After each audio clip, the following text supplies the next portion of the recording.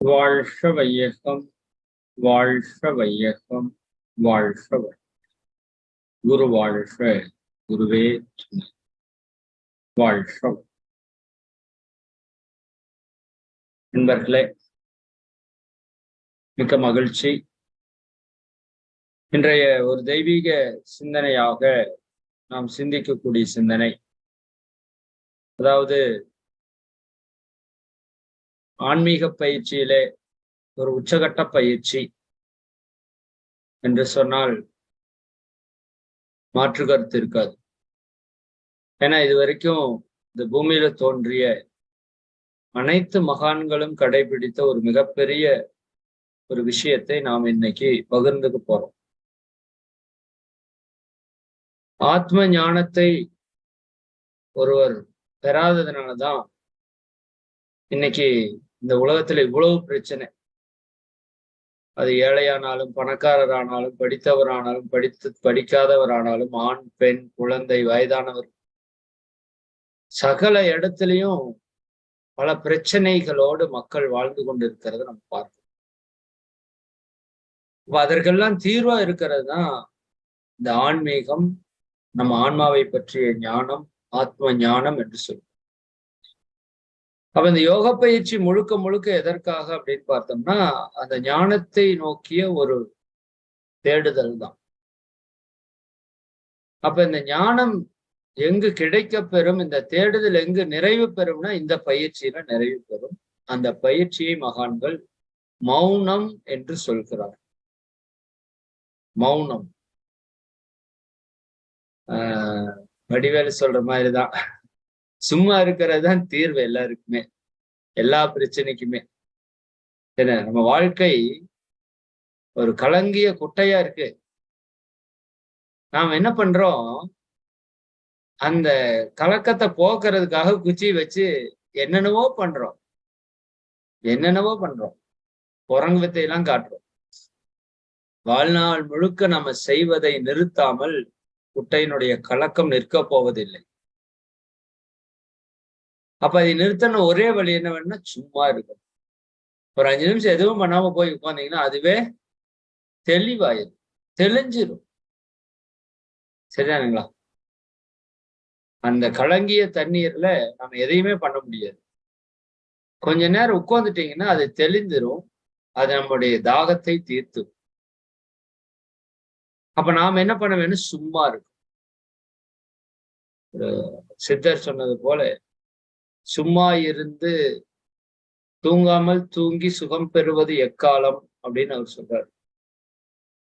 சும்மா இரு சொல்லற என்று இறைவன் ஒரு சித்தருக்கு உணர்த்தியதாக ஒரு பொருள் இருக்கு. அப்ப இந்த மௌனம் என்பது ஆத்ம ஞானத்தினுடைய உச்சம். அதனாலதான் அபையார் சொல்றாங்க, மௌனம் ஞானத்தின் வரம்பு. ஞானத்தினுடைய எல்லை என்னன்னா அந்த மௌன நிலைதான். அதனாலதான் எல்லா மகான்களும் அந்த மௌனத்தை அவ்வளவு தூரம் ஆழமாக இயற்றி இருக்கிறார், இன்க்ளூடிங் மகரிஷி வரைக்கும். இப்போ இருக்கிற காலத்துல பார்த்தோம்னா அந்த மௌனத்தை யாரும் பெரிதாக நடைமுறையில் வைத்திருப்பதாக தெரியல. ஆனால் மகரிஷி அவர்கள் தன்னுடைய இறுதி காலம் வரைக்கும் இந்த மௌனத்தை மிக தீவிரமாக கடைபிடித்து வந்தார். குறிப்பாக அவர்கள் வருடத்திற்கு ஒரு முறை இந்த 30 நாட்கள் தொடர் மௌனம் நிகழ்த்துவாங்க. பல ஆண்டுகள் நிகழ்த்தியிருக்காங்க. இன்னைக்கு இந்த ஆத்ம ஞானம் இவ்வளவு தூரம் பரவி இருக்குது அப்படின்னா அதற்கு ஒரு மிகப்பெரிய காரணம் மகரிஷி அவர்கள் மேற்கொண்ட அந்த மௌனம் தான். ஏன்னா ஒரு வார்த்தை சொல்வார் மகரிஷி அவர்கள், நீங்கள் பேசாத போது இறைவன் பேசுகிறான் அப்படின்னு சொல்லுவாங்க. இந்த ஒரே ஒரு லைன் போதும் நம்ம மௌனம் ஏன் இருக்க.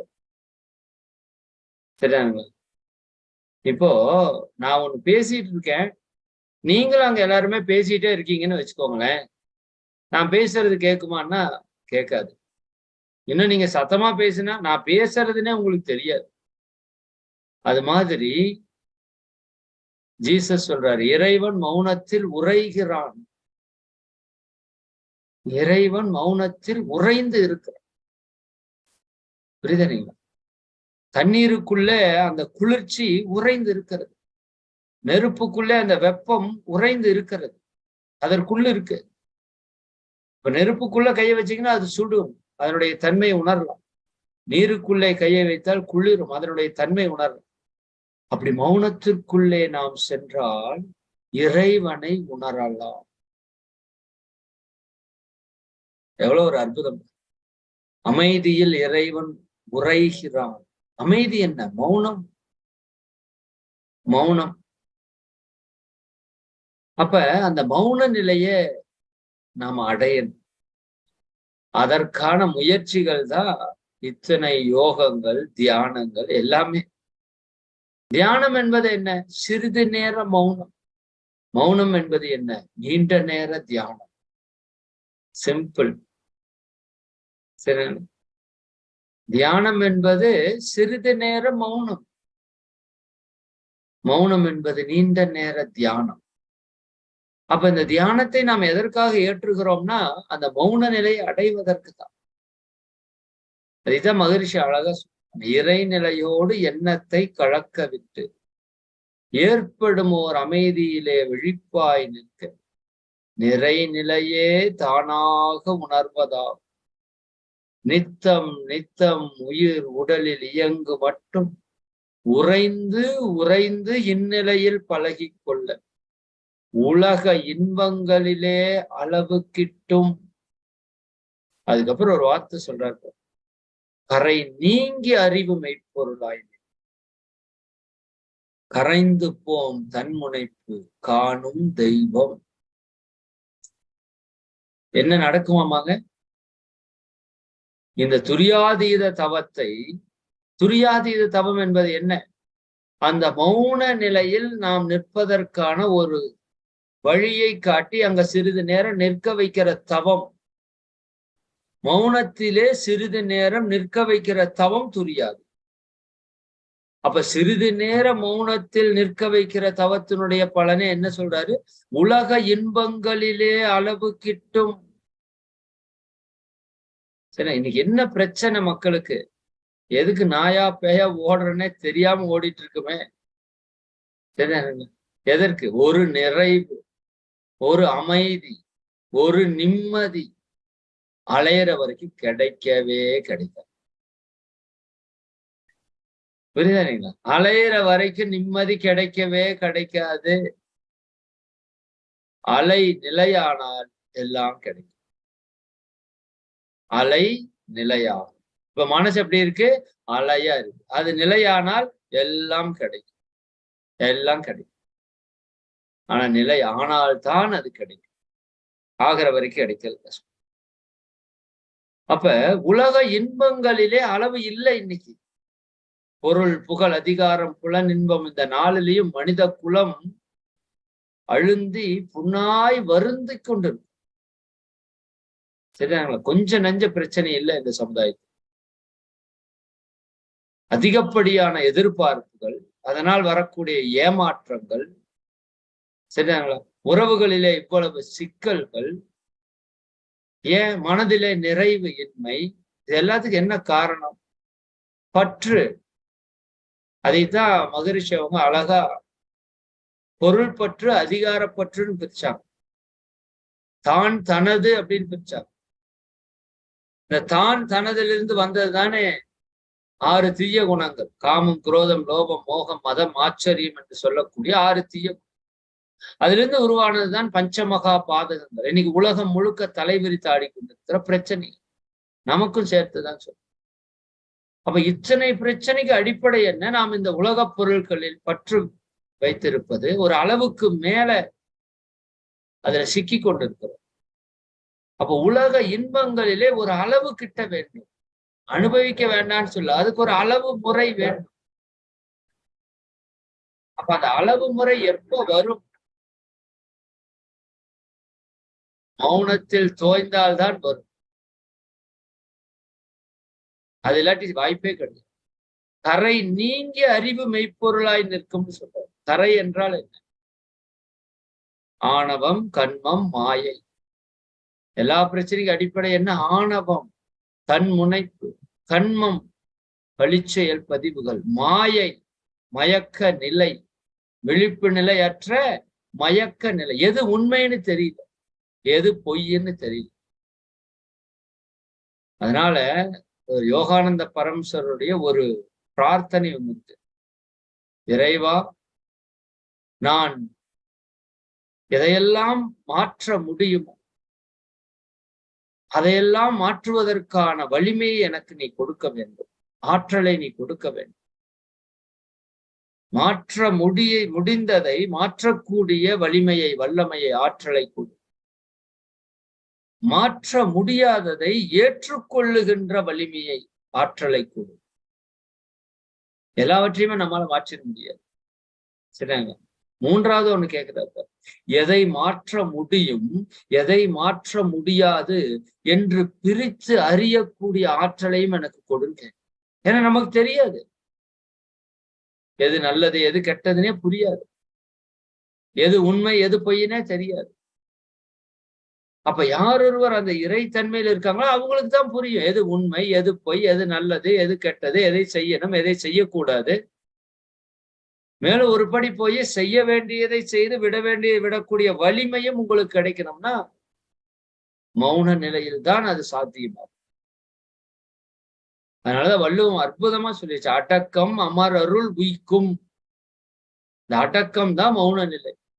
அடக்கம் அமர் அருள் உய்க்கும், இறை சக்தியை உங்களுக்கு கொடுக்கும். சரியாங்க, இறை உணர்வை கொடுக்கும். அமர் அருள் உய்க்கும். அடங்காமை ஆறிருள் உய்த்து விடும், எல்லா துன்பங்களையும் கொடுத்து. எது அடங்காம்? மனம் அடங்காம். அதனாலதான் ஒரு சித்தர் பாடுறார், சினமடங்க கற்றாலும் சித்தியெல்லாம் பெற்றாலும் மனமடங்க கல்லாருக்கு வாயேன் பராபரமே. எதுக்கு இந்த வாயு? சரியா? எத்தனை பாவங்களை இது சேர்த்து கொண்டிருக்கிறது, கொஞ்ச நெஞ்ச பாவமா? மௌனத்திலே 3 விதமான மௌனங்கள் இருக்கு. நல்லா புரிஞ்சுக்கணும், இது ரொம்ப ரொம்ப முக்கியமான விஷயம். 3 விதமான மௌனம். ஒன்று வாக்கு மௌனம், இன்னொன்னு காஷ்ட மௌனம், மூன்றாவது மகா மௌனம். இந்த வாக்கு மௌனம் என்பது வாய் மூடி இருக்கிறது. இது முழுமையான மௌனம் கிடையாது. இது ஒரு அடிப்படையான ஒரு 30% இருக்கிற ஒரு மௌன நிலை. வாய் பேசாம இருக்கு. மகிழ்ச்சி அதுவே சொல்லியிருப்பார், மௌனம் என்பது வெறும் வாய் மூடல் அல்ல. வாயை மூடிட்டு இருக்கிறது மௌனம் அல்ல. அது அதனுடைய தொடக்க நிலை, ஒரு சின்ன பகுதி. சரியானுங்களா? ஒரு சின்ன பகுதி அதுவும் இருக்கணும், ஒன் ஆஃப் த பார்ட். ரெண்டாவது காஷ்ட மௌனம். வாய் மூடி இருந்தாலே பல பாவங்கள் நின்று போயிடும். நபிகள் சொல்லுகிறார், உங்களுடைய பாவங்களிலே பெரும் பகுதி நாவிலிருந்து தான் உற்பத்தி ஆகிறது. எனவே வாயை மூடியிரு. பிறருக்கு நன்மை செய்யும் என்றால் உங்களுடைய வாயிலிருந்து வார்த்தை வரட்டும். தீமை செய்யும் என்றால் அது வரவேண்டும். அது பாவத்தினுடைய வெளிப்பாடு. மனிதனுடைய பாவங்களிலே பெரும்பாலானவை நாவிலிருந்து உற்பத்தி ஆகிறதுன்னு சொல்றோம். யாகாவராயினும் நா காக்க. யாரா வேணா நாவை காத்துக்கும். சரி. அப்ப இந்த வாயினால் ஏற்படக்கூடிய குற்றங்களை முதல் மௌனம் நிறுத்துது. நம்முடைய பெரும்பாலான பாவத்தை மௌனத்தில் நம்ம ஸ்டாப் பண்ணிடுறோம். சரியானுங்களா? அப்ப ஃபர்ஸ்ட் நிலை வாக்கு மௌனம். ரெண்டாவது காஷ்ட மௌனம், உடல் அசைவற்று இருப்பது. தியானத்துல என்ன பண்றோம்? உடல் அசைவற்று இருக்கிறோம். ஆனா மௌனம் இருந்துட்டே நிறைய பேர் செய்கையில இதெல்லாம் இது மௌனமா இருக்கு. அதுக்கு நீ வாய் திறந்து பேசிட்டு போலாம். அவ்வளவு கஷ்டப்பட்டு செய்கை பண்ணி எனர்ஜி வேஸ்ட் பண்றதுக்கு சாப்பிட்டியான்னு கேட்டுட்டு போலாம். முடிஞ்சதா இல்லையா? அது தேவையில்லை, அது புரியறதில்லை. நிறைய பேர் ஏதோ வாய் மூடுறதா மௌனம் நினைச்சுக்கிறான். அது அல்ல. இறைவனை உணர்வது மௌனம். இறைவனுக்குள்ள பெனிட்ரேட் ஆகும். சரியானுங்களா? இறைவனுக்குள்ள நாம ஊடுருவி போகணும். அதுதான் மௌனத்தினுடைய உச்சநிலை. அதற்கு ஃபர்ஸ்ட் ஸ்டேஜ் வாயை மூடுறது. ரெண்டாவது காஷ்ட மௌனம், உடல் அசைவற்று இருப்பது. முடிந்த வரைக்கும் விபாசனா போனீங்கன்னா தெரியும், புத்தரோட மெடிடேஷன். நீங்க எல்லாருமே வாய்ப்பு இருந்தா ஒரு முறை போயிட்டு வாங்க. போயிட்டு வாங்க, ஒண்ணும் இல்லை. 10 நாள் எல்லாத்தையும் பிடிங்கி வெளியே வச்சுக்கோ. செல்போனு, பர்ஸு எல்லாத்தையும் எடுத்து வெளியே வச்சுக்கோ. வெளி உலக தொடர்பே இருக்காது. 10 days. இது நமக்கு கிடைத்த ஒரு வாய்ப்பு, வரம். போய் இருந்து பாரு. இந்த மௌனம்னா மகரிஷி சொல்லுவாங்க, மௌன நிலையின் பெருமையினை யார் எவருக்கு. அந்த மௌன நிலையின் பெருமையினை யார் எவருக்கு முன்படர்ந்து வாயாலே சொல்லக்கூடும். யாரு யாருக்கு அதை பற்றிய பெருமையை உன்னோட வாயில மொழியால சொல்ல முடியுமா? ஒரு சாதாரண இனிப்பையே உன்னால, அந்த உணர்வை உன்னால சொல்ல முடியாது. நல்லா இருந்துச்சு, சூப்பரா இருந்துச்சு, அற்புதமா இருந்துச்சு அப்படின்னா அது ஓகேவா? அந்த உணர்வு அப்படியே உங்களுக்கு டிரான்ஸ்பர் ஆகுமா? சொல்ல முடியாது. அப்ப மௌன நிலை, மௌன நிலையின் பெருமையினை யார் எவருக்கு முன்படர்ந்து வாயாலே சொல்ல. மௌனமே இறைநிலையின் அடித்தளமாம். இறைநிலையினுடைய பேஸ்மெண்ட் மௌனம்னு சொல்றார் மகரிஷி. மௌனமே இறைநிலையின் அடித்தளமாம். மிக விரிவு, எல்லை இல்லை, காலம் இல்லை. இந்த இறைநிலைக்கு என்ன கிடையாது? மௌனத்திற்கு என்ன கிடையாது? அதற்கு எல்லையும் இல்லை, காலமும் இல்லை. நீங்கள் மௌனமாக இருப்பதும் இறைவனோடு இணைந்திருப்பதும் ஒன்றுதான். மௌன நிலையில் இருக்கிற மகான்கள், சித்தர்கள், யோகிகள் இறைவனோடு தன்னை இணைத்துக் கொண்டிருக்கிறார். அப்ப மௌனத்தில் அறிவு தோய்ந்து பிறந்தால், இதுதான் முக்கியம். எப்படி நம்முடைய உயிராற்றல் நம்ம வித்து சக்தியில தோய்ந்து பிறந்தால் அந்த சக்தியோடு வெளிப்படுகிறதோ, அது போல மௌனத்தில் அறிவு தோய்ந்து பிறந்தால் முன்வினையும் பின்வினையும் நீக்க கற்கும்.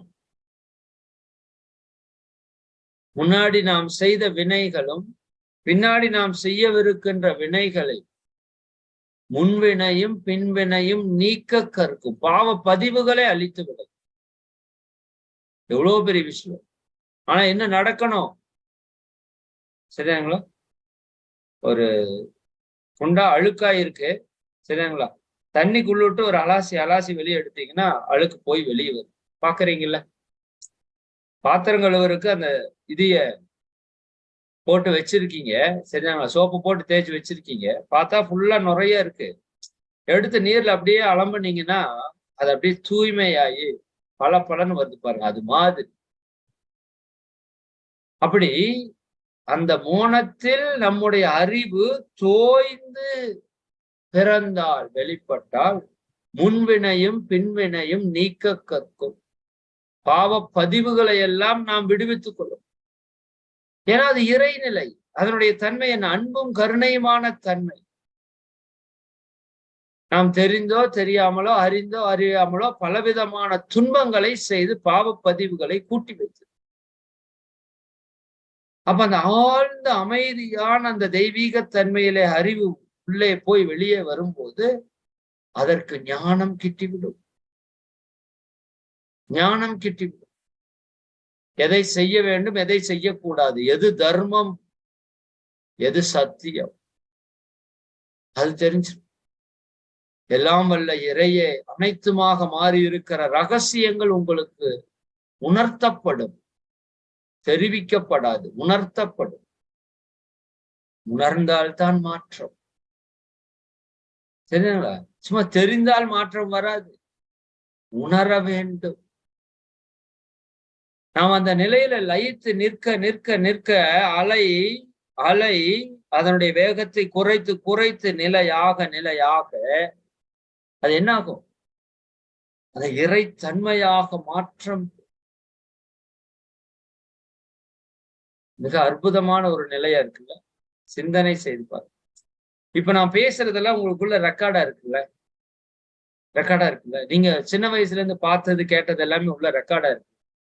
எல்லாமே ரெக்கார்டா இருக்குல்ல? சரியாங்க? இப்போ கண்ணை மூடி கொஞ்ச நேரம் உட்கார்ந்தா இந்த ரெக்கார்ட் எல்லாம் அப்படியே வெளியே வரும். வருதா? வருதில்ல, அன்னைக்கு நடந்தது, இன்னைக்கு நடந்தது, எல்லாம் ஞாபகத்துக்கு. அது மாதிரி இந்த பிரபஞ்சம் முழுக்க ரெக்கார்டு இருக்கு.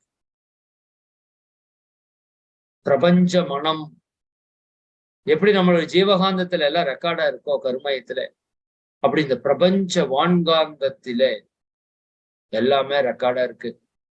இந்த ரெக்கார்டு எடுக்க முடியுமா? எடுக்க முடியும். எல்லா மகான்கள் பேசின ரெக்கார்டு இருக்கு. எல்லா ஞானிகள் உணர்ந்த உணர்வுகளும் ரெக்கார்டா இருக்கு. இறைநிலையிலிருந்து வந்த அத்துணை ரகசியங்களும் அங்க ரெக்கார்டா இருக்கு. சரியா? நாம என்ன பண்ணணும்? நம்ம ஃப்ரீக்வன்சி மட்டும் லோ பண்ணி கூட மெர்ஜ் ஆயிட்டா எல்லா ரகசியம் தெரியும். அதனால ஒரு அம்மா கூட கேட்டாங்க, நம்ம ஞானம் அடைஞ்சிட்டோம் அப்படின்னா என்ன தெரியும்? உங்கள் அறிவிலே எந்த கேள்வியும் இருக்காது. அத்துணை கேள்விகளுக்கும் உங்களுக்கு பதில் தெரியும். அதான் ஞானத்தினுடைய நிலைப்பாடு. சரியான எல்லா உண்மைகளும் புரிஞ்சு இறைவனே எல்லாமா வந்திருக்கிறான்ங்கிறது உணர்த்தப்படும். உங்களால் தவறு செய்ய முடியாது. இரண்டொழுக்க பண்பாடு தானாக செயலுக்கு வரும். நீங்கள் நினைத்தாலும் உங்களுடைய ஒழுக்கத்தை மீற முடியாது. உங்கள் கடமையை தவிர்க்க முடியாது. நீங்கள் ஈகை புரிவதை உங்களாலே கட்டுப்படுத்த முடியாது. இதெல்லாம் உங்களுக்கு இயல்பாகி எப்பொழுது அந்த மௌன நிலையில் நாம் நிற்கும் போது. சரி, அப்ப எப்படி மகரிஷி சொல்றாருன்னா, அப்படியே சொல்லியிருக்காரு. டிவி ஷோல நீங்க பாக்குற மாதிரி இந்த பிரபஞ்சத்துல நடக்கிற காட்சிகள் எல்லாம் உங்களுக்கு அகக்காட்சியா ஆகுங்க. பார்த்திருக்காரு. டிவி ஷோல நீங்க பாக்குறது எப்படி அங்கிருந்து ஒளிபரப்பப்பட்டு அலையாகி உங்க தொலைக்காட்சியில அது வெளிப்படுகிறது.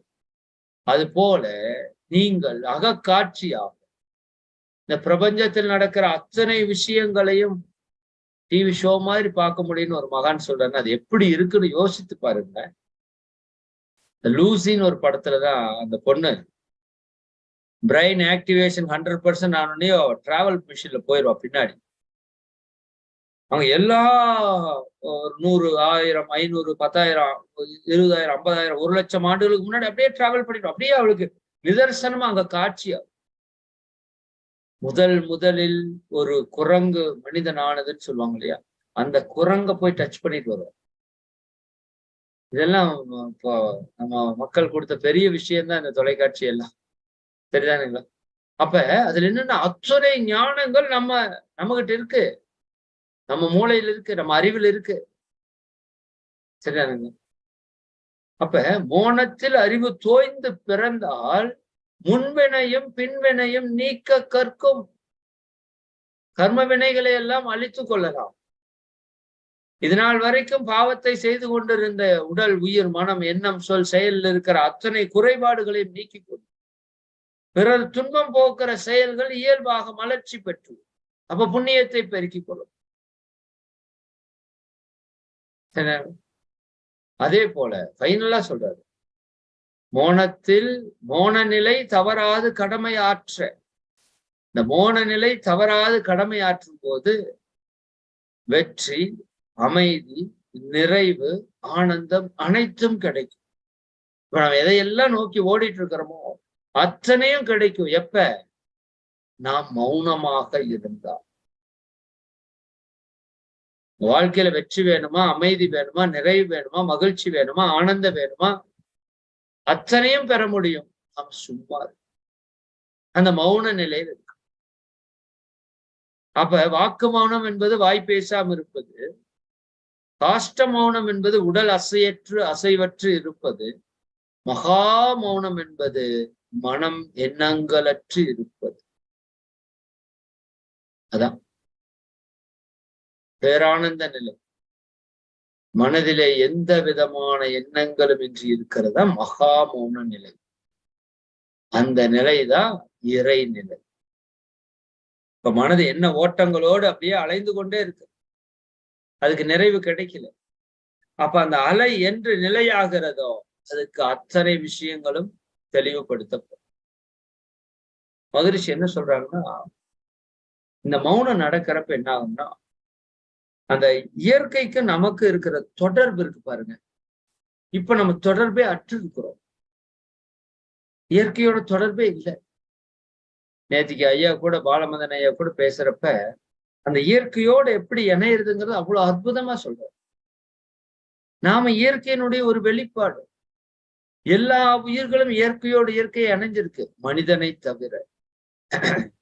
அப்ப அந்த இயற்கைக்கும் நமக்கும் இருக்கிற அந்த பிணைப்பு நீங்க நல்லா உணரணும்னா அதற்கு ஒரே வழி மௌனம்தான்.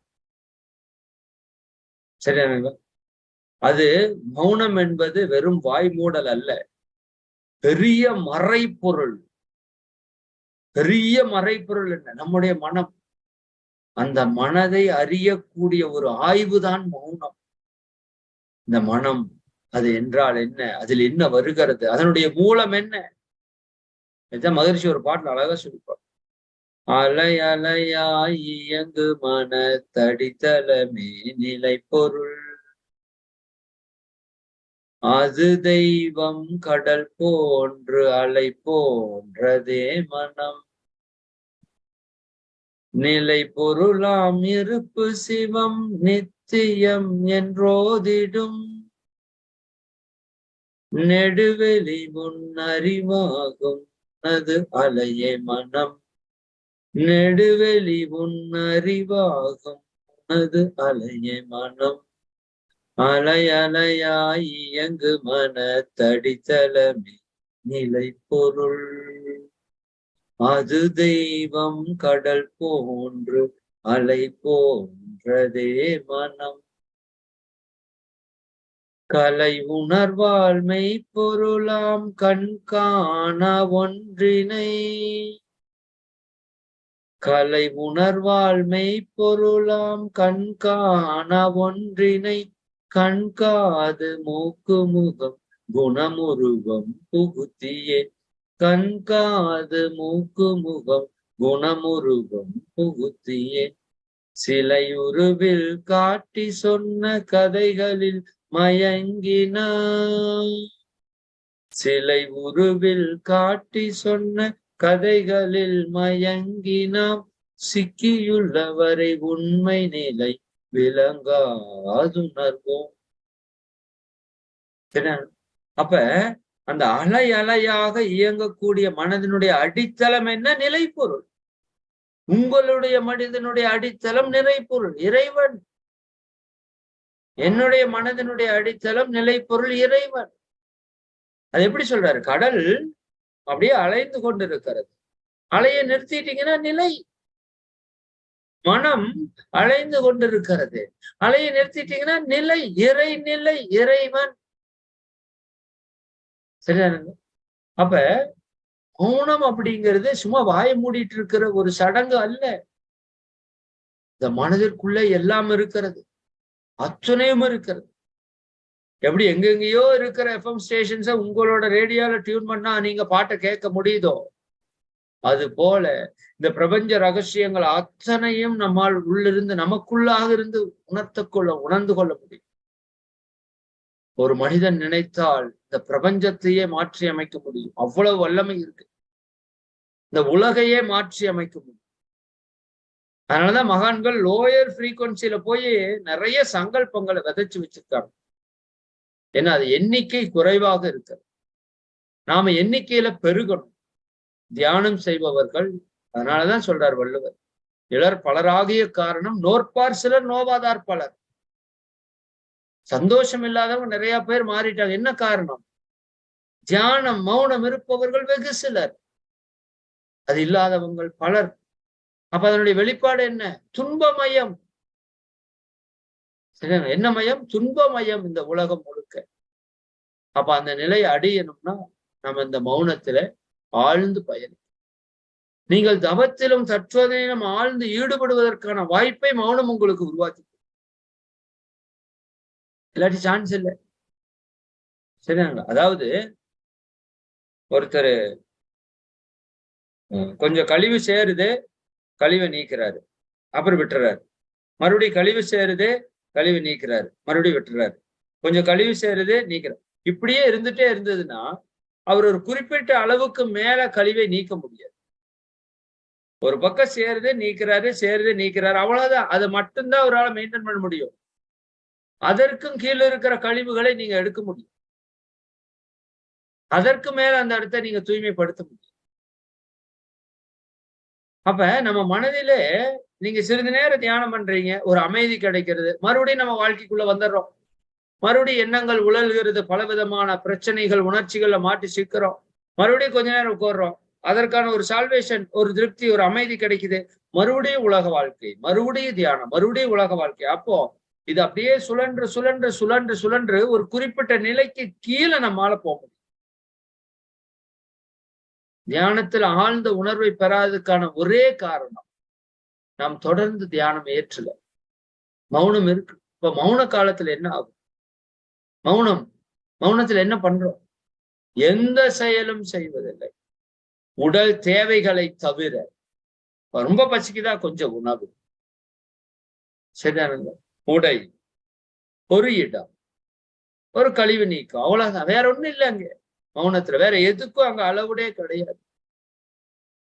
அப்படி இருக்க இருக்க என்ன ஆகும்னா, நம்ம உடம்புல உயிராற்றல் உற்பத்தி ஆகுது இல்லைங்களா? இந்த மௌனத்திலே நோய்கள் குணமாகும். மௌனத்திலே உடலில் இருக்கிற நோய்கள் குணமாகும். இன்னைக்கு சயின்டிபிக்கா நிரூபிச்சிருக்காங்க. மௌனம் இருக்கிறவங்க, பேசாம இருக்கிறவங்க உணர்ச்சி வயப்பட்ட நிலைக்கு போக மாட்டாங்க. சரிங்களா? அவங்களோட ஆற்றல் அதிகரித்து கொண்டே இருக்கு. நீங்க பாருங்களேன், இப்ப பேசாம இருங்க. அதான் காந்தாரி அவங்களுக்கு தான் நம்ம உதாரணமா சொன்னோம். துரிய தீட்சி. கண்களிலே 83% ஆற்றலை நம்ம வெளிப்படுத்துகிறோம். அப்ப அந்த கண்களை மூடிட்டீங்க அப்படின்னா, கண்கள்ல 83% ஆற்றல் வெளியே போகல. ஆனால் உற்பத்தி நடந்து கொண்டே இருக்கிறது. உற்பத்தி நடக்க நடக்க நீங்க அந்த எனர்ஜியை வெளியே வேஸ்ட் பண்ணாம இருந்தா, உள்ள அது என்ன ஆகும்? அப்பரிமிதமான திணிவை பெறுவதற்கு ஆரம்பிச்சு. காந்த ஆற்றல் தானே அத்தனைக்கு அடிப்படை. உடல் இயக்கம், மன இயக்கம், புலன் இயக்கம், காயகல்பத்துல வெரி டீட்டெயில்டா பார்த்து. உங்க உடலிலே இருக்கிற காந்தம் திணிவாக இருந்தால் நமது உடல் இயக்கம் அருமையா இருக்கும். செல்களுடைய இயக்கம் அற்புதமாக இருக்கும். கழிவேற்றம் தானா நிகழும். புரியுதுங்களா? அப்புறம் எப்படி நோய்கள் வரும்? கேன்சர் கூட வராது. இருந்தால் கூட குணமாகும். நீங்க என்ன பண்ணணும்? காந்த ஆற்றலை திணிவுபடுத்தணும். அப்ப இந்த 5 புலன்களை அடக்கி அமைதியா உட்கார்ந்துட்டு இருக்கீங்க தியானத்துல. எப்படி இருக்கு ஒரு 1/2 மணி நேரத்துல? உடல் அவ்வளவு எனர்ஜி, மனம் அமைதி, மனதில தேவையற்ற உணர்ச்சிகள் எழுகல. சரி, மனம் ஒரு ஆனந்த நிலையை அனுபவிக்கிறது. மனம் ஒரு இன்ப நிலையை அனுபவிக்கிறது. எதனால? நீங்கள் அமைதியாக ஒரு இடத்திலே உயிராற்றல் செலவில்லாம நீங்க அமரும் போது, தூக்கத்துல என்ன நடக்கிறது? தூக்கத்திலே நம்ம அடங்கித்தான் இருக்கிறோம். மனம் அடங்கி இருக்கிறது. என்ன விழிப்பு நிலை இல்லை. மகரிஷி அழகா சொல்லுவார், தூக்கத்திலே மனம் அடங்கி இருக்கிறது, அங்கு விழிப்பு நிலை இல்லை. ஆனால் மௌனத்தில் மனம் அடங்கி இருக்கிறது, அங்கு விழிப்போடு இருக்கிறது. விழிப்போடு இருக்கிறது. அதான் தூக்கத்திற்கு அதுக்கு இருக்கிற வித்தியாசம். தூக்கத்துல என்ன நடக்கிறது? ஜீவகாந்த ஆற்றல் அபரிமிதமாக பெருகிறது. கண்ணு, காது, மூக்கு, வாய், மூளை எதுவும் செயல்படல. கண்ணை மூடி தூங்குறோம். செலவு இல்லை. வரவு ஒரே வரவுதான். வரவு வந்துட்டே இருக்கு. செலவை நிறுத்திட்டீங்க, வரவு அபரிமிதமாக பெருகிறது. அதே போலதான் மௌனத்துல 5 புலன்களை இயக்கிறது இல்லை முடிந்த வரைக்கும். அப்ப அந்த இயக்கத்தை நிறுத்தும் போது, மன இயக்கத்தையும் கண்டபடிக்கு அலைய சூழல்ல விடாத போது, நற்குணங்கள் நல்ல எண்ணத்தோட இருக்கும் போது, நம்ம உடலிலே ஜீவகாந்த ஆற்றல் அபரிமிதமாக பெருகும். அப்படி பெருகும் போது உடலில் இருக்கிற கழிவுகள் அனைத்தும் வெளியேற்றப்படும். உடலில் இருக்கிற நோய்கள் அனைத்தும் குணமாக இருக்க ஆரம்பிக்கும். புரியுது இல்லைங்களா? இன்னும் ஒரு படி மேலே உடல் இருக்கிற சக்கரங்கள் எல்லாம் அற்புதமா வேலை செய்யறக்க ஆரம்பிக்கும். மிக அற்புதமா வேலை செய்யறக்க ஆரம்பிக்கும். ஒரு ரிசர்ச் சொல்லுது, மௌனம் இருப்பவர்களுக்கு பிபி கண்ட்ரோல் ஆயிடுச்சு, அட்ரினலின் அதிகப்படியான சுரப்பு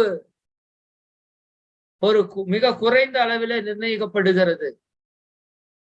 அப்ப உணர்ச்சி வயப்பட்ட மனோநிலை வர்றதில்லை. யாருக்கு? மௌனம் இருப்பவர். இப்ப பிபி தான் இன்னைக்கு எல்லா நோய்க்கும் அடிப்படை காரணமா இருக்கு. சரிங்களா? அப்ப இப்படி உடலில் இருக்கிற பல நோய்களை குணப்படுத்திக் கொள்ள முடியும் நீங்க மௌனம் இருக்கிறதால. சும்மா இல்லை மௌனங்கள். மனதை அமைதிப்படுத்திக் கொள்ள முடியும். இன்னும் மனதை ஆற்றல் படுத்திக் கொள்ள முடியும். நாம நினைத்தது இன்னைக்கு நடத்த முடியல. ஏன்னா நம்ம மனதில ஆற்றல் பத்தல. அந்த வைராக்கியம் வரல. சரிங்களா? ஒன்றை சிந்தித்து செயலாற்றக்கூடிய தன்மை வரல. என்னன்னா நம்மகிட்ட ஜீவகாந்த பற்றாக்குறையா இருக்கு. தொட்டதுக்கெல்லாம் கோபம், பொறாமை, கவலை, வெறுப்பு, சினம், வஞ்ச உணர்வு. இதெல்லாம் எதனால? நம்மகிட்ட ஜீவகாந்த பற்றாக்குறை. அப்ப மௌனம் இருக்க இருக்க அந்த பிரபஞ்ச சக்தியோடு இணைப்பு நமக்கு அபரிமிதமாக அதிகரித்து, பிரபஞ்ச ஆற்றல் நம்ம உடல்ல உற்பத்தியாகிற ஜீவகாந்த ஆற்றல் இணைந்து அபரிமிதமாக செயல்பாடு. ஆறாவோட எக்ஸ்பேன்ஷன். நம்முடைய ஆறா இருக்கு இல்லைங்களா? அந்த ஆறாவோட எக்ஸ்பேன்ஷன் எது? நம்முடைய மௌனம் தான். புத்தர் எவ்வளவு தூரத்துக்கு இருக்குமா? ஒவ்வொருத்தங்க ஒவ்வொரு மாதிரி. ஒருத்தர் 60 மைலுக்கு இருக்குங்க சுற்று வட்டாரம். 60 மைல் இன்ட்டு 1.61 100 கிலோமீட்டர் சரௌண்டிங்க அவர் உட்கார்ந்தாருன்னா அவர் ஆறாரு. புத்தரோட படத்தை பாருங்க. புத்தரோட படத்தை பாருங்க. பார்த்தாலே மௌனம். அந்த படத்துக்குள்ள என்ன இருக்கு? எப்படி நான் முந்தா நேத்த சொன்னேன், மகரிஷியுடைய அந்த எழுத்துக்களை நீங்கள் படித்தாலே அழுகை வரும் என்பது போல. சரி, அந்த மகானுடைய உருவத்தை பார்த்தாலே மௌனம் வருதுன்னா எப்படி மௌனத்தில் அவர் தோய்ந்திருப்பார்னு. அந்த பெயரை சொன்னாலே, அவரை நினைத்தாலே என்ன வருது? அந்த சாந்தம், அமைதி தானா வரும். ஏன்னா அவங்களாம் அந்த ஃப்ரீக்வன்சியில இருந்து இருந்து இருந்து இருந்து பதிய வச்சுட்டு போயிட்டாங்க. சரிங்களா? மௌனம் கலக நாஸ்தி என்று சொல்வார். நம்ம லைஃப்ல வர எல்லா பிரச்சனைக்குமான தீர்வு. கலகம்னா என்ன? பிரச்சனைகள். நாஸ்தினா இல்லாம பண்றது. மௌனம் கலக நாஸ்தி. ஹஸ்பண்ட் ஒய்ஃப் ஒரு பிரச்சனை வருது, ஒரு ஆள் மௌனமா இருங்க, பிரச்சனை சால்வ். எந்த இடத்துலயுமே அப்படிதான். ஒரு பிரச்சனை வருதுன்னா நம்ம என்ன பண்ணணும்? கம்மன் அமைதியா இருக்கு. 90% பிரச்சனைகளை உங்களுடைய மௌனமே தீர்த்து விடும். நீங்க அமைதியா இருந்தா போதும். அது பாட்டுக்கு அது தானா சரியாகும். யோசித்து பாருங்க. சரி, நான் விளையாட்டுக்கு ஒரு ஸ்டோரி சொல்றேன். ஒரு வீட்டுல மட்டும் எப்ப பார்த்தாலும் ஹஸ்பண்ட் அண்ட் ஒய்ஃப் சண்டை. பயங்கரமான சண்டை நடந்துட்டே இருக்கு. சரி, என்ன பண்றதுன்னே புரியல. 2 பேரும் ஒரு டாக்டர்கிட்ட போய் பார்த்தாரு. கோபம் பயங்கரமா வருது. சண்டை, டெய்லி சண்டை, அடிதடியாவே இருக்கு. எங்களால் நான் வாழ்க்கையை நடத்தவே முடியல. ஏதாவது எங்களுக்கு மருந்து கொடுங்க. அவர் ஒரு மருந்து கொடுத்தாரு. ஒரு பாட்டில் ஒரு மருந்து கொடுத்துட்டு, உங்களுக்கு எப்பவெல்லாம் கோபம் வருதோ வந்த உடனேயும் போய் இந்த மருந்து எடுத்து வாயில ஊத்திக்கோங்க. ஒரு மூடி வாயில ஊத்திக்கோ. ஊத்திட்டு முழுங்கிடக்கூடாது. ஒரு 10 நிமிஷம் இந்த மருந்து இந்த வாயிலேயே இருக்கணும். அப்பதான் இந்த மருந்து வேலை செய்யும். 10 நிமிஷம். அதுக்கப்புறம் நீங்க முழுங்கிக்கலாம் அப்படின்ட்டு மருந்து வாங்கிட்டு வந்துட்டாங்க. சரிங்களா? 1 வாரம், 2 வாரம், 3 வாரம் ஆகுது. 1 மாசம் ஆகுது. வீட்டுல ஒரு சண்டை இல்லை. ஒரு சண்டை கூட இல்லை. பக்கத்து வீட்டுக்காரங்களும் வந்து கேட்டாங்க, வீட்டுல இருக்கிறீங்களா இல்லையா? ஏன்னா அந்த அளவுக்கு நம்ம அளப்புறேன். சரிங்களா? அப்புறம் 1 மாசம் கழிச்சு மருந்து முடிஞ்சிருச்சு. மருந்து முடியறத பார்த்தோன்னே இவங்களுக்கு ஒரே பயம். ஐயோ, மறுபடியும் ஏதாவது பிரச்சனை வந்து டாக்டர்கிட்ட வேக வேகமா போடுறாரு. சரிங்களா? 2 பேரும் போய், டாக்டர் ரொம்ப நன்றி, ரொம்ப ரொம்ப நன்றி. எங்க வீட்டுல இப்ப பிரச்சனையே இல்லை, சண்டையே இல்லை, வீடு அப்படியே அமைதியா சந்தோஷமா இருக்கிறோம். இந்த மருந்து பயங்கரமா வேலை செய்யுது, எங்களுக்கு இன்னொரு பாட்டில் கொடுங்க அப்படின்னு இருக்காரு. சரிண்ணா, இருங்க தரேன்னு சொல்லி அவர் அந்த பாட்டில் எடுத்துட்டு போய் அவங்களுக்கு முன்னாடி தண்ணியை திருக்கி இந்த பாட்டில் நிரப்பி அப்படியே கொடுத்துருக்க. இந்த மருந்து எடுத்துட்டு போ. என்னங்க தண்ணி கொடுக்குறீங்க? முதல்ல நான் தண்ணி தான் கொடுத்தேன். ஃபர்ஸ்ட் நான் கொடுத்ததே தண்ணி தான் கொடுத்தேன். சரிதானா? நான் மருந்து கொடுக்கல. ஏன்? பிரச்சனை எங்க இருக்கு? கோபம்னு வந்தா வாய மூடிட்டு கம்முன்னு இருந்தாலே பிரச்சனை சால்வு. சரியானுங்களா? அதான் மகிழ்ச்சி சொல்றாங்க. நீங்க தனியா மௌனம் இருங்க நல்லது. ஒரு நாளைக்கு 1 மணி நேரமாவது மௌனம் இருங்கன்னு சொல்றாரு. மகரிஷி ரெக்வெஸ்ட் பண்ணி சொல்றாரு. நீங்க மௌனம் இருக்க இருக்க என்ன ஆகும் தெரியுமா? எத்தனை ஆண்டுகளாக நாம போட்ட குப்பையெல்லாம் பிச்சுக்கிட்டு வெளிய வர்றக்கு ஆரம்பிக்கும். மௌனம் சும்மா இருக்க முடியாது. பெண்கள் இருக்கிறது ரொம்ப கஷ்டம். ஏன்னா ஆண்களாவது கொஞ்சம் அந்த பேசாத தன்மை இருக்கிறங்காட்டி அப்படியே புடிச்சு வந்துருவாங்க. பெண்கள் ரொம்ப கஷ்டம். அப்படியே மண்டைய வெடிச்சு போற மாரி இருக்குமாங்க ஒரு சிலர். முடியாது. இந்த விபாசனா யோகால ஏறி குதிச்சு கேம்பஸ் விட்டு ஓடுனவங்க எல்லாம் உண்டு. பொருளெல்லாம் இங்க கிடக்கும். செத்தாலும் பரவாயில்ல எனக்கு இருக்க முடியலைன்னு ஓடுனவங்க எல்லாம் உண்டு. நாங்க போன பேட்ச்லயே ஒருத்தர் ஓடி போயிட்டாரு. சரியாண்ணா? ஏன்னா அது கொஞ்சம் கஷ்டம். ஏன்னா நம்ம அதுக்கு பழகவே இல்ல. எடுத்தோனே 10 நாள் போய் பேசாம இருந்தா என்னவோ அப்படியே பயங்கரமா இருக்கும். ஆனா 1 நாள், 2 நாள், 3 நாள் அப்படி இருக்கும். ஆனா அந்த 3 நாள கடந்துட்டீங்கன்னா, அப்படி ஒரு சுகம், அப்படி ஒரு மகிழ்ச்சி, அப்படி ஒரு ஆனந்தம் இருக்கும். ஏங்க ஒரு 1/2 அன் ஹவர் உட்கார்ந்து சும்மா இருக்கிறதுக்கே அவ்வளோ சந்தோஷம் கிடைக்குதே. 240 மணி நேரம் சும்மா இருந்தா, உங்க உடம்புல எவ்வளோ எனர்ஜி ஏறும். சரி, அப்படியே சொர்க்கத்துல இருக்கிற மாரி இருக்கும். அந்த 10வது நாள், 9வது நாள் எல்லாம் உங்களுக்கு தூக்கமே வராது. எனக்கு பயமாயிருச்சு. 5வது நாள், 6வது நாள்ல தூக்கமே வரல. ரொம்ப டவுட்னா மட்டும் ஏதாவது கேட்டுக்கலாம். அங்க இருக்கிற ஒரு ஆசிரியர்கள் கிட்ட.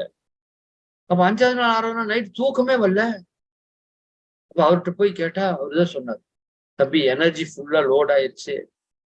எனர்ஜி தேவைன்னா தான் தூக்கம் தேவை. எனர்ஜி லோட் ஆகுறப்ப தூக்கம் தேவையில்ல." புரியுதா நீங்க? என்னன்னு சொல்றது புரியுதா? நம்ம எனர்ஜி எல்லாம் லாஸ் ஆயிருச்சு. எனர்ஜி வேணும்னா தான் இயற்கை நம்மள எதுக்கு கூட்டிட்டு போகுது? தூக்கத்துக்கு கூட்டிட்டு போகுது. இது எனர்ஜி லோடா இருக்குது. காலையில இருந்து சாயங்காலம் வரைக்கும் பேசாம, அங்க எந்த வேலையும் கிடையாது. தியானம் தான். ஒரு நாளைக்கு 10 மணி நேரம் தியானம். தியானம், தியானம், தியானம். ஒரு சின்ன உணவு குடுப்பாங்க, தியானம். இயற்கை சூழல். இயற்கையோட ஒன்றி அமைதியா இருக்கணும். அதுதான் வேலை. 5, 6 நாள்ல உடம்பு ஃபுல் பொட்டன்ஷியல் ஆயிருச்சு. தூக்கமே வரல. இப்ப நானே சும்மா படுத்து ரிலாக்சேஷன் பண்றது. அப்புறம் காலையில எந்திரிச்சு போய் அந்த 10வது நாள், 9வது நாள்ல உடம்பு அப்படியே அப்படியே பறக்குது. உடம்பு இருக்கிறதே தெரியல. அவ்வளவு எனர்ஜி ஏறிடுச்சு. புரியுதா இல்லைங்களா? அப்ப அப்பதான் மௌனத்தோட வேல்யூவே புரிஞ்சுது. நீண்ட நாள் மௌனங்கள் தான் மிகப்பெரிய மாற்றத்தை, ஆன்மீக முன்னேற்றத்தை கொடுக்கும். அதனாலதான் மகிழ்ச்சி 30 நாள் மௌனம் இருப்பாங்க. வருஷத்துக்கு ஒரு முறை. நாம 30 நாள் இருக்கவெல்லாம் வேண்டாம். முடிஞ்சா இருங்க, தப்பில்ல. மிக உயர்ந்த நிலைக்கு சீக்கிரமா கூட்டிட்டு போயிரும். சீக்கிரமா வெரி ஹையஸ்ட் லெவலுக்கு போக முடியும். நாம இனி வரக்கூடிய காலங்கள்ல நம்ம இறை சாதனை மார்க்கத்துல எப்படி நம்ம நேரடியான 3 நாள் வகுப்பு வைக்கிறோமோ, அப்படி ஒரு 3 நாள் மௌனம், 5 நாள் மௌனம், 10 நாள் மௌனம், வாய்ப்பு இருந்தா 1 மாதம் மௌனம் இருக்கணும். இருக்கணும். அதெல்லாம் உணர்ந்து பார்க்கணும்ல வாழ்நாள்ல. என்னென்னவோ பார்க்கிறோம். நம்மளோட சக்தியை பார்க்க வேண்டாம். எத்தனை மகான்கள் சொல்லியிருக்காங்க மௌனம். ரமணர்ல இருந்து, அரவிந்தர்ல இருந்து, அன்னையில இருந்து, இல்ல எத்தனை மகான்கள் சொல்லியிருக்காங்க மௌனத்தை பற்றி. நீங்க எடுங்க. நான் சொல்றதோட நிறுத்திடாதீங்க. மௌனத்தை பற்றி எத்தனையோ மகான்கள் பேசியிருக்காங்க. மகாத்மா காந்தி பேசியிருக்காரு. இருந்திருக்காரு, உணர்ந்திருக்காரு. எப்படி அவருக்கு அந்த ஆத்மா பலம்? இவ்வளோ பெரிய ராணுவத்தை எதிர்த்து சரியான அரை வேட்டி கட்டிட்டு போய் நிக்கிறாருன்னா அந்த பலம் எங்கிருந்து வந்தது? அவரு சொல்றாரு, மௌனத்தால் தான் எனக்கு இந்த ஆத்மா பலம் கிடைத்தது. அவர் மௌனம் இருப்பார். நாம சாதாரண ஆத்மா மகாத்மாவை மாற்றியது மௌனம். மௌனம். அன்னை மௌனமாக இருங்கள்னு சொல்றாங்க. சரியான மௌனத்தினுடைய சக்தி அபரிமிதமானது. உங்கள் எல்லா பிரச்சனைக்கும் தீர்வு மௌனத்தில் இருக்கிறது. நீங்கள் பேசாத போது இறைவன் உங்களுக்குள்ளே பேசுகிறார். சரியான அதனாலதான் சொல்லுவாங்க, பேச்சு என்பது வெள்ளி, மௌனம் என்பது தங்கம். நான் பேசுறது வெள்ளிதான். நீங்க மௌனமா இருந்து பாருங்க, அது தங்கம். சரியான பேச்சை முட்டாள்கள் கூட கேட்பார். சரிதானுங்களா? நான் உங்களை சொல்லல, என்னையும் தான் சேர்த்து சொல்லிக்கிறேன். முட்டாள்கள் கூட பேச்சு கேட்பாங்க இல்லையா பொதுவா. சரிதானுங்களா? ஆனால் மௌனம் தங்கம். அறிஞர்கள் பேசக்கூடிய மொழி. ஞானிகள் பேசக்கூடிய மொழி, இறைவனுடைய மொழி மௌனம். மகிழ்ச்சி அற்புதமா சொல்லுவார், மௌனம் இறைவனுடைய மொழி. சரியா? ஒரு முறை காஞ்சி பெரியவரோ ஜெயேந்திர சரஸ்வதி சாமிகளோ மகரிஷி பாக்குறதுக்கு வந்தாங்க. கொஞ்ச நேரம் சொன்னா சிம்பிளா பேசிட்டு கொஞ்ச நேரம் அமைதியா இருந்தாங்க. அமைதியா. சரிங்களா? அப்புறம் அவர் எந்திரிச்சு போயிட்டு வரேன்னு சொன்னாராமா, மகரிஷி போயிட்டு வாங்கன்னு சொல்ல முடிஞ்சது. என்ன ஆச்சு? மகரிஷி என்னைக்கு சாமி ஒண்ணுமே பேசல, எல்லாம் பேசியாச்சு. மௌனத்திலே சம்பாஷணை நிகழ்ந்து விட்டது. சரிங்களா? சரி, அந்த மௌனத்தை கொடுக்கிற ஒரு தீட்சை தான் அந்த ஞானத்தை கொடுக்கிற தீட்சை தான் துரியாதீத தீட்சை. அது ஞான தீட்சை. நாம் இப்ப பெற்ற 2 தீட்சை, ஸ்பரிச தீட்சை, நயன தீட்சை. 3வது ஞான தீட்சை அல்லது கூர்ம தீட்சைன்னு பேர். இறைவனோடு இணையக்கூடிய, இப்ப நம்ம இந்த துரிய தவம் 21 நாள் பண்ணி முடிச்ச உடனேயும் இந்த துரியாதீத தவத்தை தான் நாம் பெற இருக்கிறோம். அதுக்கு தான் நான் இப்ப உங்களுக்கு மௌனத்தை இன்ட்ரடியூஸ் பண்ணேன். புரியுதுங்களா? இப்ப இருந்து இன்னொரு ஒரு வாரம் 2 வாரம் இருக்கிறதுக்கு வாய்ப்பு இருக்கு. டெய்லி 1 மணி நேரமாவது மௌனம் இருங்க. வாய்ப்பு இருந்தா 2 மணி நேரம் 3 மணி நேரம் இருங்க. சரிதானுங்களா? நீங்க அது மட்டும் இருந்து பாருங்க, வாழ்க்கை எப்படி மாறும். அப்புறம் வாய்ப்பு கிடைச்சா வாரத்தில் 1 நாள் மௌனம் இருக்கலாம், வியாழக்கிழமை. குறிப்பாக இனிமேல் அமாவாசை பௌர்ணமி தினங்கள மௌனம் இருக்கிறதுக்கு முயற்சி எடுக்கும். நம்ம பௌர்ணமி தினத்துல முயற்சி எடுத்து ஒரு தியானத்திற்கான ஒரு ஷெட்யூல் போட்டு நம்ம நடத்துறோம். இந்த நேரடி வகுப்புகள்லையும் நம்ம அந்த தியானத்திற்கு மௌனத்திற்கு முக்கியத்துவம் கொடுக்கும். ஏன்னா ஆத்ம சாதனை அப்படிங்கிறது ஏதோ சும்மா உடம்பு மனசை நல்லா வச்சுட்டு போறது அல்ல, இறைவனை உணர்வு. புரியுதா? நீங்க இறை உணர்வை பெறுவது. அப்ப அது மௌனத்தில் தான் சாத்தியமாகும்.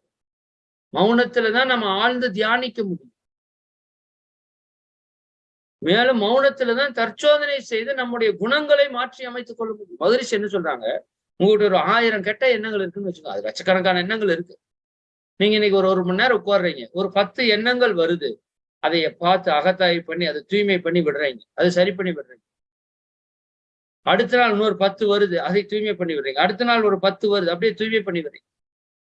அப்ப டெய்லி உங்கள்கிட்ட இருக்கிற அந்த கழிவுகளை, குப்பைகளை அகற்றி அகற்றி நல்லதா மாற்றி மாற்றி விட விட விட விட ஒரு ஸ்டேஜ்ல டோட்டல் பியூரிபிகேஷன், என்லைட்மெண்ட், ஞானம். சரி, அது எப்ப நடக்கும்? மௌன நிலையில் இருந்தால்தான் அது நடக்கும். சரிதானுங்களா? அதே போல உலகங்கள் தெய்வமயம். மகரிஷி எழுதுறாங்க, நீங்க இந்த கவிகளை தயவு செஞ்சு நான் உங்களுக்கு வேணா ஷேர் பண்றேன். 1638 1643 வரைக்கும் 6 கவிகள் இந்த மௌனத்தை பற்றி மகரிஷி அவங்க எழுதியிருக்காங்க. நான் அதை பற்றி பேசுறதுனாலே ஒரு மணி நேரம் பேசணும். நான் மேலோட்டமா தான் அதுல அப்படியே தொட்டு தொட்டு சொல்லிட்டு இருக்கேன். அந்த கவிகளை உங்களுக்கு அனுப்புறேன். நீங்கள் குறிப்பாக மௌனம் இருக்கிறப்ப அந்த கவிகளை படி. நாம மௌனம் இருக்கிறப்ப அந்த கவிகளுக்கான விளக்கங்கள் எல்லாம் கொஞ்சம் கொடுப்போம். சரிங்களா? அப்ப அந்த மௌனம், அந்த நிலையில மகரிஷி அதனுடைய உணர்வு நிலைக்கு ஒரு 48 வரியில அந்த கவிதையை கொடுத்திருக்காங்க. உலகங்கள் தெய்வமை, உயிர் வகையாம் லட்சங்கள் தெய்வமை. எல்லாமே எதனுடைய மையம்? இறைவனுடைய வெளிப்பாடு. சரியா? அந்த அகம் அகம் பரத்தில் லயமாவது பேரின்பம். இதை அச்சரங்கள் கொண்டு எழுத முடியாது. இந்த ஆனந்த அனுபவத்தை, இந்த மௌன அனுபவத்தை அச்சரங்களால், எழுத்துக்களால் எழுதி இப்படி இருக்குன்னு சொல்ல முடியாதுப்பா. எல்லாமே இறை காட்சியாக தெரிகிறது எனக்கு. சரிங்களா? இறைவனே நம்மை மௌனத்தில் அமர்த்தி மனதை உள்ளுள் ஈர்த்து அந்த ஞானத்தை கொடுக்கிறான். அதைத்தான் ஒரு கவியில சொல்லியிருப்பாங்க, அவன் அருளாலே அவன் தாள் வணங்கி அப்படின்னு நீங்க கேள்விப்பட்ட. இறைவனை உணர்றதுனாலும் அவன் அருளால் தான் அவன் தாள் வணங்குது. அப்ப இந்த இறைவனே நம்மை மௌனத்தில் அமர்த்தி நம்முடைய மனதை உள்ளுள் ஈர்த்து அந்த ஆனந்த அனுபவத்தை கொடுக்கிறார். மனம் உள்ளே ஆழ்ந்து ஒடுங்கி அந்த உயிர் அடங்கி சிவத்தில் மருவி நின்ற போது மாசுக்கள் அனைத்தையுமே மாற்றி தூய்மை செய்தார். என் மனதில் இருக்கின்ற மாசுக்கள் அனைத்து உன்னிலே நான் அடங்க, என்னுலே நீ ஒடுங்க, உனது தன்மை ஒளிர எனதுள்ளம் தூய்மை பெற்றேன் மகிழ்ச்சி சொல்லுவாங்க. இந்த மௌனத்துல ஒடுங்கி நிக்கிறப்ப அந்த இறை தன்மை நமக்குள்ள ஒளிர எனதுள்ளம் தூய்மை பெற்றேன். நமது பாவ வினைகள், கர்ம வினைகள் அனைத்தையுமே கழித்துக் கொள்ள முடியும் மௌனத்தில். அது ஒரு சாதாரணமான விஷயம் அல்ல. சரியானங்களா? அதே போல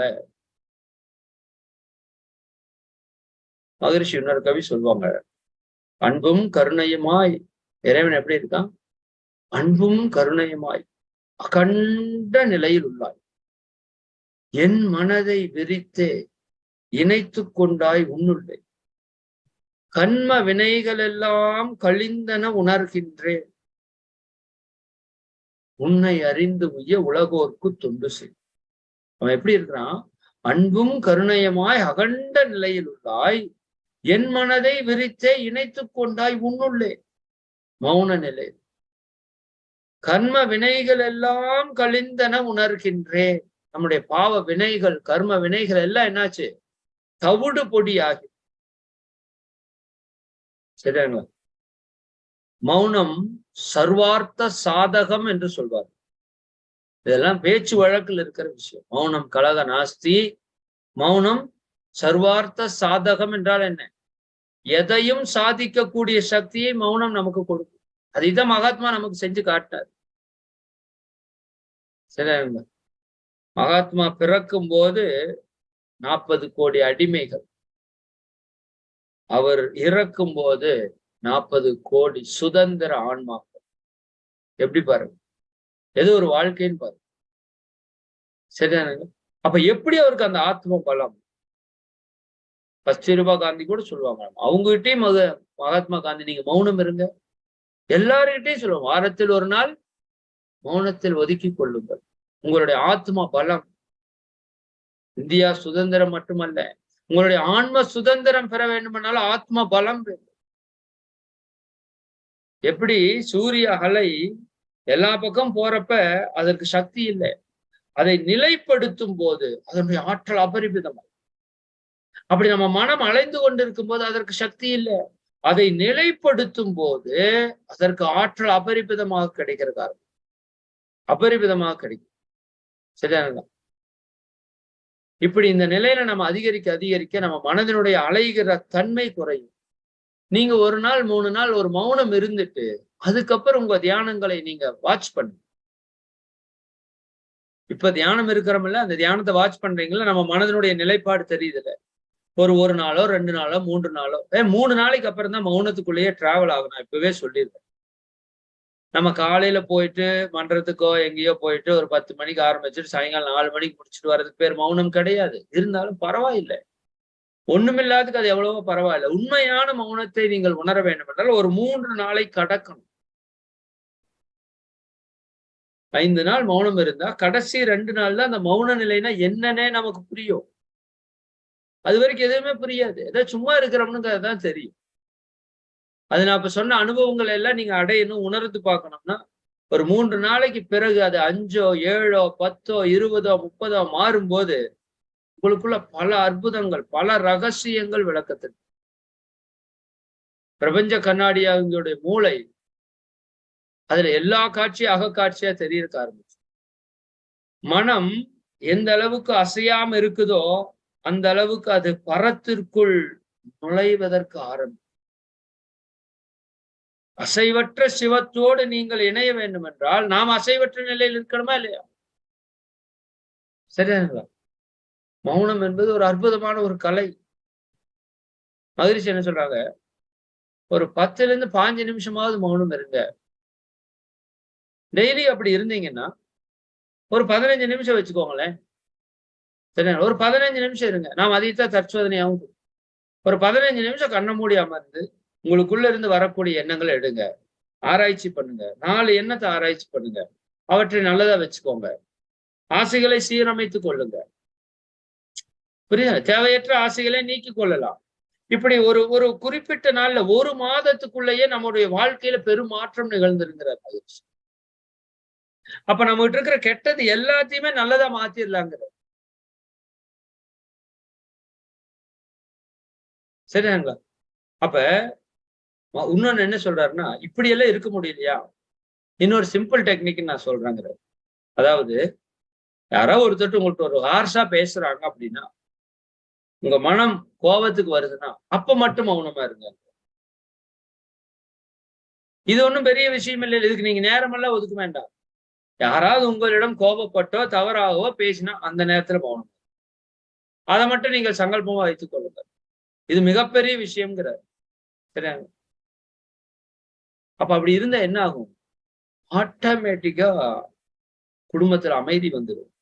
சமுதாய உறவுகள்ல இணக்கம் வந்துடும், நல்லிணக்கம் வந்துடும், சமாதானம் வந்துடும், அன்பு வந்துடும், அமைதி வந்துடும், உடல் ஆரோக்கியம் வந்துடும், மன அமைதி வந்துடும், குடும்ப உறவுகளிலே மகிழ்ச்சி வந்துடும். வேற என்னங்க வேணும் நம்ம லைஃப்க்கு? எல்லா விஷயமுமே இதுக்குள்ள அடங்கும். சரியா? ஆட்டோமேட்டிக்கா நம்முடைய நிலை என்ன ஆகும்? உயர்ந்த நிலைக்கு போயிடும். சரியானுங்களா? அப்போ மௌனம் இருக்க இருக்க இருக்க நம்ம உடலிலே ஜீவகாந்த ஆற்றல் அதிகரிக்க அதிகரிக்க அதிகரிக்க இந்த பிரபஞ்சத்திற்கூட இணக்கம் வந்துடும். முகவசியம் ஜகவசியம் தானாக வரும். ஜகத்திலே உங்களுக்கு ஒரு பொருள் கிடைக்க வேண்டும் என்று நீங்கள் நினைத்தால் அந்த பொருள் உங்களிடம் வந்து சேரும் மௌனத்திலே இருக்கும்போது. சரியா? முகவசியமாகும். சரியா? நம்மளை பார்த்தாலே போதும். சரியாங்களா? நம்முடைய அந்த ஆரா அவர்களுக்குள்ள பெனிட்ரேட் ஆகும். சரியா? அப்ப நம்ம கிட்ட இருந்து வரக்கூடிய கெட்டது எல்லாத்தையும் மாற்றிக்கொள்ள முடியும். நம்ம லைஃப் ஒரு மிகச்சிறந்த ஒரு வாழ்க்கையாக அமையும். நம்ம வாழ்க்கையில ஒரு தடுமாற்றம் இருக்காது. நாம தடமாறி பயணிக்க மாட்டோம். சரிங்களா? எது வேணுமோ அதை மட்டுமே செய்யக்கூடிய வலிமை, எது வேண்டாமோ அதை விடக்கூடிய ஆற்றல், வில் பவர், மனிதருக்கான ஆற்றல் அபரிமிதமா கிடைக்கும். சரிங்களா? சரி. அப்ப அந்த விதத்துல 28 ஓகேவா? சரி. ஐன்ஸ்டீன் ஒண்ணு சொல்றாரு பாருங்க. ஐன்ஸ்டீன் ஒரு மிகப்பெரிய ஞானியும் கூட.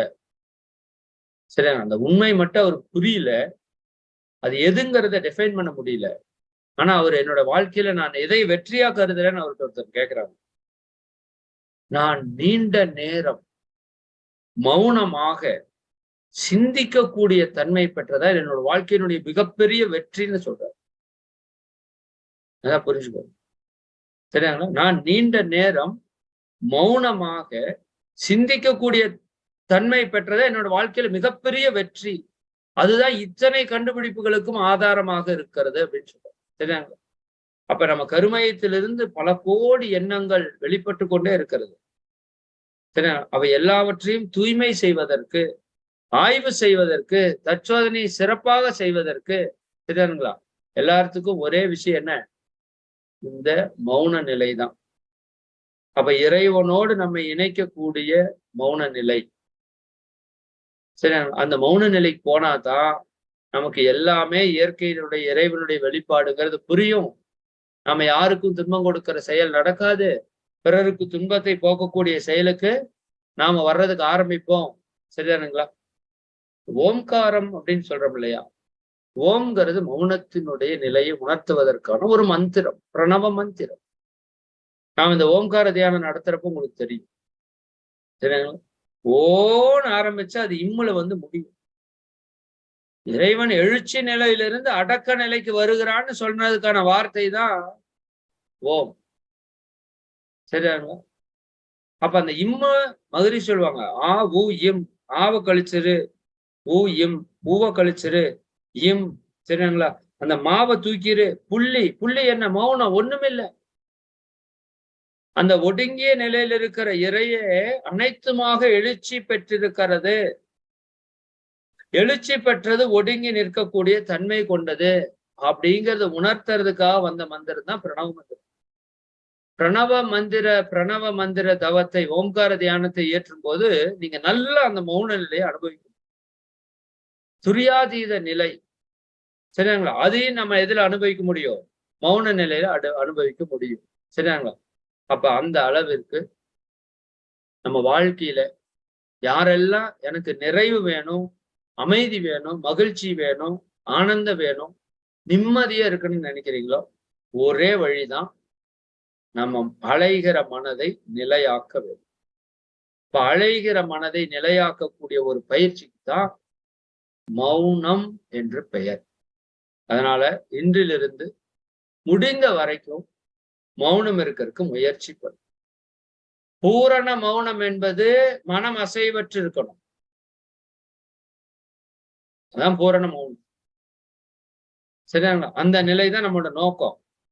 அது நம்ம வாய்ப்பு கிடைக்கிறப்பவல்ல என்ன பண்ணலாம்? கொஞ்சம் கொஞ்சமா, கொஞ்சம் கொஞ்சமா, கொஞ்சம் கொஞ்சமா இன்க்ரீஸ் பண்ணிட்டு வாங்க. நீங்க ஆன்மீகத்துல உயரணும், நம்ம கர்மாவை கழித்துக்கணும், இறையுணர்வை பெறணும், இந்த வாழ்க்கையை சிறப்பா வாழணும், பிறருக்கு உதவி வாழணும்னா ஒரே வழி அந்த மௌன நோன்பை நம்ம ஏற்றுவதுதான். இனி வரக்கூடிய காலங்களை நம்ம ஏற்ற இருக்கிறோம் என்று கூறி இன்றைய சிந்தனையை நாம் நிறைவு செய்ய இருக்கிறோம். அனைவரும் அருட்பேர் ஆற்றல் கருணையினால் உடல் நலம், நீள் ஆயுள், நிறை செல்வம், உயர் புகழ், மெய்ஞானம் மூக்கி இறை உணர்வு, அறநெறி, கல்வி, தனம், தானியம், இளமை, வலிவு, துணிவு, நன்மக்கட்பேர், அறிவிலுயர்ந்தோர் நட்பு, அன்புடைமை, அகத்தவம், அழகு, புகழ், மனித மதிப்புணர்ந்து ஒழுகும் பண், பொறையுடைமை எனும் பேர் 16 பெற்று பெருவாழ்வு வாழ்க. வாழ்க வளம்பெற, வாழ்க வளம்பெற, வாழ்க வளம். வாழ்க வளமுடன் நண்பர்களே.